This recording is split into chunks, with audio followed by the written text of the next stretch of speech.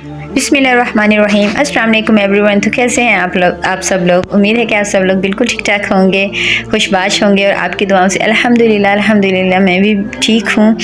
तो आज एक इस्लामिक स्टोरी लेकर आई, इस्लामी वाक़या है नबी पाक के दौर का, तो वो आपको मैं आज शेयर कर देती हूँ आप लोगों के साथ। तो उम्मीद है कि आप लोग मुझे बहुत सारा प्यार देंगे इस पर। और मेरे चैनल को जिसने अभी तक सब्सक्राइब नहीं किया, प्लीज़ मेरे चैनल को सब्सक्राइब करके मेरी वीडियो को लाइक शेयर करें और मुझे ज़्यादा से ज़्यादा सपोर्ट करें, क्योंकि मुझे है आपके सपोर्ट की बेहद ज़रूरत। और मुझे सपोर्ट करके मुझे नबी पाक के रोज़े की ज़ियारत करवाइए, क्योंकि मुझे है उम्रे पर जाने का शौक़। आपकी सपोर्ट होगी तो मैं ज़रूर नबी पाक का रोज़ा और अपने प्यारे रब की काली कमली देखने जाऊँगी। तो शुरू कर लेते हैं। आज हम आपको क्या बताने वाले हैं। बिस्मिल्लाहिर्रहमानिर्रहीम। इस्लामी तारीख़ के बेशुमार वाक़यात में से एक ऐसा वाक़या जो नहायत सबक आमोज़ और ईमान अफरोज़ वो वाक़या ताइफ़ है। ये वाक़या नबी अकरम सल्लल्लाहु अलैहि वसल्लम के हयात मुबारका का एक अहम बाब है, जो सब्र, बर्दाश्त और इंसानियत की खिदमत की आला मिसाल पेश करता है। इस वाक़ये की तफसील मैं अभी आपको बताऊंगी और आपको कैसा लगेगा ज़रूर बताइएगा। यह वाक़या मक्का मुकरमा के दौरे दावत में पेश आया, जब नबी अकरम सल्लल्लाहु अलैहि वसल्लम इस्लाम की दावत को मक्का से बाहर फैलाने का सोच रहे थे। मक्का में कुरैश के शदीद मुखालिफत और जुल्म सितम की वजह से आप सल्लल्लाहु अलैहि वसल्लम को महसूस हुआ कि मक्का से बाहर के लोग शायद इस्लाम की बात को कबूल कर लें और एक महफूज माहौल फराहम कर सकें।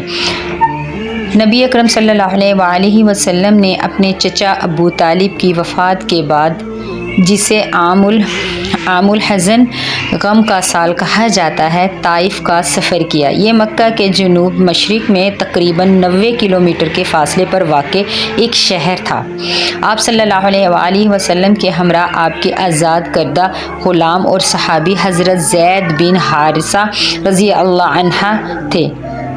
अब सल्लल्लाहु अलैहि वसल्लम ने ताइफ़ के 3 सरदारों अब्दुल बलील, मसूद और हबीब से मुलाकात की, जो कबीला तकीफ़ के सरबराह थे। आप सल्लल्लाहु अलैहि वसल्लम ने उनके सामने इस्लाम का पैगाम पेश किया और उन्हें अल्लाह की तौहीद, हक़ और नेकी की तरफ बुलाया।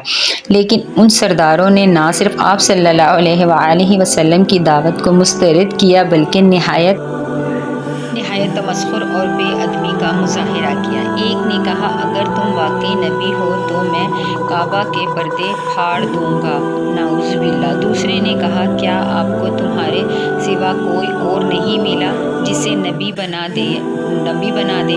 तीसरे ने तंज़ किया, अगर तुम नबी हो तो मैं तुमसे बात नहीं करूँगा, और अगर तुम झूठे हो तो तुम्हारे झूठ के लायक बात नहीं। जब नबी अकरम सल्लल्लाहु अलैहि वसल्लम ने उन्हें समझाने की कोशिश की तो उन्होंने आप सल्लल्लाहु अलैहि वसल्लम को धत्कार दिया और शहर के औबाश और बदमाश लोगों को आप सल्लल्लाहु अलैहि वसल्लम के पीछे लगा दिया। वो आप सल्लल्लाहु अलैहि वसल्लम पर पत्थर फेंकने लगे और आपके रास्ते में रुकावटें डाली। हज़रत ज़ैद बिन हारिसा रज़ी अल्लाह अन्हा नबी अकरम सल्लल्लाहु अलैहि वसल्लम को बचाने की कोशिश करते रहे और ख़ुद ज़ख्मी हुए, लेकिन दुश्मनी इस कदर शदीद थी कि नबी अकरम सल्लल्लाहु अलैहि वसल्लम के कदम मुबारक भी ज़ख्मी हो गए और खून बहने लगा। जब जुल्म की शिद्दत नाकाबिले बर्दाश्त हो गई तो नबी अकरम सल्लल्लाहु अलैहि वसल्लम शहर से बाहर निकलकर एक बाग में जा बैठे। ये बाग मक्का के मशहूर सरदार अतबा और शीबा का था, जो ताइफ़ में मौजूद थे। वो दोनों उस मंज़र को देख रहे थे और नबी अकरम सल्लल्लाहु अलैहि वसल्लम की हालत पर तरस खाकर आप सल्लल्लाहु अलैहि वसल्लम को अपने बाग में पनाह दी। इस बाग में नबी अकरम सल्लल्लाहु अलैहि वसल्लम ने एक दिलगुदाज़ दुआ की, जिसे इस्लामी तारीख़ में दुआए ताइफ़ कहा जाता है। आप सल्लल्लाहु अलैहि वसल्लम ने अल्लाह ताला के हुज़ूर यूँ अर्ज़ किया, ए अल्लाह, मैं तुझी से अपनी कमज़ोरी, बेबसी और लोगों की नज़रों में अपनी बेकदरी की शिकायत करता हूँ। ए सबसे ज़्यादा रहम करने वाले, तू कमज़ोरों का रब है और तू ही मेरा रब है। तू मुझे किसके हवाले कर रहा है? क्या किसी दौर के दुश्मन के या किसी करीबी के जो نہیں ہے تو مجھے کوئی پرواہ نہیں، لیکن تیری حفاظت کا دامن میرے لیے زیادہ کشادہ ہے۔ سبحان اللہ، میں تیرے چہرے کے نور کی پناہ چاہتا ہوں جس سے اندھیرے روشن ہوتے ہیں اور دنیا و آخرت کے کام درست ہوتے ہیں۔ سبحان اللہ، کہ تیرا غضب مجھ پر نازل نہ ہو یا تیری ناراضی مجھ پر نہ ہو، تو تیرے ہی لیے میں کوشش کرتا ہوں اور تیری ہی طرف رجوع کرتا ہوں۔ سبحان اللہ، یہ دعا نبی اکرم صلی اللہ علیہ وآلہ وسلم کی عاجزی، صبر اور اللہ کی طرف مکمل رجوع کا عکاس ہے۔ اسی دوران عتبہ اور شیبہ نے اپنے غلام عداس کو نبی اکرم صلی اللہ علیہ وآلہ وسلم کے لیے انگور لے جانے کا حکم دیا۔ عداس نے جب نبی اکرم صلی اللہ علیہ وآلہ وسلم کو کھاتے ہوئے بسم اللہ پڑھتے دیکھا تو حیران ہوا اور پوچھا کہ آپ صلی اللہ علیہ وآلہ وسلم کہاں کے رہنے والے ہیں؟ نبی اکرم صلی اللہ علیہ وآلہ وسلم نے عداس کو اسلام کی دعوت دی اور بتایا کہ وہ اللہ کے رسول ہیں۔ عداس نے فوراً اسلام قبول کر لیا اور نبی اکرم صلی اللہ علیہ وآلہ وسلم کے ہاتھ چوم لیے۔ سبحان اللہ، نبی اکرم صلی اللہ علیہ وآلہ وسلم طائف سے واپس مکہ لوٹ آئے۔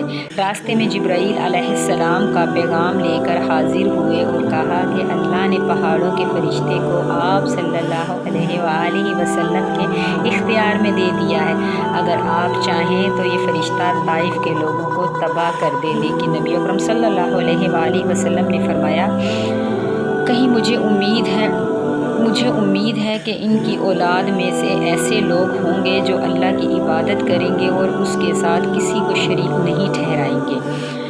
اس واقعے نے نبی اکرم صلی اللہ علیہ وآلہ وسلم کی شخصیت کے کئی پہلوؤں کو نمایاں کیا۔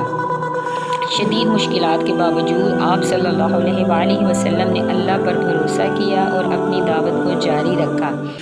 دشمنوں کے ساتھ بھی نرمی اور ہمدردی کا مظاہرہ کیا، ہر موقع پر اسلام کا پیغام پہنچانے کی کوشش کی، حتیٰ کہ غلام عداس کو بھی حق کی دعوت دی۔ واقعہ طائف ہمیں کئی اہم سبق دیتا ہے۔ نبی اکرم صلی اللہ علیہ وآلہ وسلم نے مشکلات میں اللہ سے مدد مانگی اور کبھی امید کا دامن نہیں چھوڑا۔ مسلمانوں کو دعوت اور تبلیغ کے راستے میں صبر کا مظاہرہ کرنا چاہیے۔ انتقام کی بجائے ہدایت کی دعا کرنا اسلام کی حقیقی روح ہے۔ ہر موقع کو دعوت کے لیے استعمال کرنا چاہیے، چاہے حالات کتنے ہی ناسازگار کیوں نہ ہوں۔ یہ واقعہ نبی اکرم صلی اللہ علیہ وآلہ وسلم کی رحمت اور صبر کی عظیم مثال ہے، جس سے ہمیں زندگی میں پیش آنے والے چیلنجز کا سامنا کرنے کی ترغیب ملتی ہے۔ تو پیارے دوستو، نبی اکرم صلی اللہ علیہ وآلہ وسلم نے کتنے صبر سے اللہ تعالیٰ کے تمام اصولوں پر چلے اور اسلام دین ہمارے لیے لیا، تو ہمیں چاہیے کہ ہم بھی دین اسلام کے راستے پر چلیں، نبی اکرم کے بتائے ہوئے تمام راستوں پر ہمیں چلنا چاہیے۔ اللہ تعالیٰ ہمیں ہدایت دے، ہمیں نیک بنائے اور ہمارے گناہوں کو بخش دے۔ تو آج کا تمام واقعے مجھے بس امید ہے کہ آپ کو بہت پسند آئے ہوں گے اور آپ مجھے کھل کر اپریشیٹ کریں گے۔ پلیز مجھے سپورٹ کریں۔ ملوں گے ایک اور اسی طرح کے کوئی اسلامی واقعات کے ساتھ جو ہمارے دلوں کو، ہماری روح کو سکون دیں اور ہمارا دین پھیلائیں اور ہمارا دین ہمارے دلوں میں ہمیشہ جگائے رکھیں۔ تو اپنی بہن کو دیجیے اجازت، ملوں گی دوبارہ ایک اور اچھی سی اسٹوری کے ساتھ۔ تب تک کے لیے اپنا رکھیے گا ڈھیر سارا خیال۔ اپنی بہن کو دیجیے اجازت، اللہ حافظ۔